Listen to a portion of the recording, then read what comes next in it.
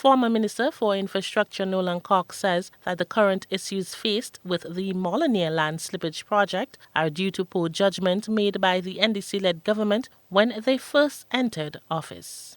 When the government came into power, the consulting firm that we have who did work with all the designs and who was managing or supervising the project, they were removed from the project.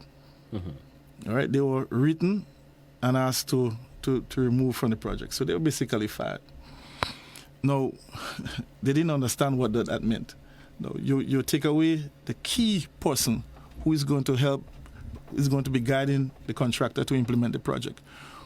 The company who actually prepared the designs, you ask them to leave. So what happened is that they now rely on the engineers in the Ministry of Infrastructure to do the supervision, and that is where everything went wrong. But what we've learned recently, they have now asked the consultant to come back. Prime Minister Dickon Mitchell, in a press briefing on May 22nd, explained that although government is committed to completing this significant project, some of the conditions have changed from when it was initially conceptualized. It's a challenging site. The rock surface, some of it is not even rock, is very unstable. If you go there, you can actually stand and see the soil constantly falling. So we have to sort this issue out. When we sort this issue out, then we can think of the larger Western Main Road corridor, which is why once it became clear to us that we obviously were attempting to keep the grant funding in place, that our focus should really be on the water expansion project, because there was no impediments to solving that. When the UK SIF grant was made available for the Western Main Road, there was no Molinere landslip, I think, at the time.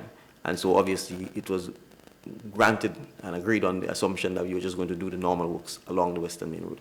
And since the Molinere landslip, that's an additional part of it that is distinct and separate, that we locally funding to make sure that we can get it done. The former infrastructure minister contended, however, that some of the challenges being experienced are as a result of the decisions taken by the new administration. If you notice, there is significant excavation on the slope. Yeah. Those excavations were not to ever happen. All right, that was not to happen. The slope, because of the slope, the unsteadiness of the slope, there was a particular type a technique that was going to be applied to stable the slope, using what they call geotextile wrapping. I'm going to all the technical stuff, but that was not to happen.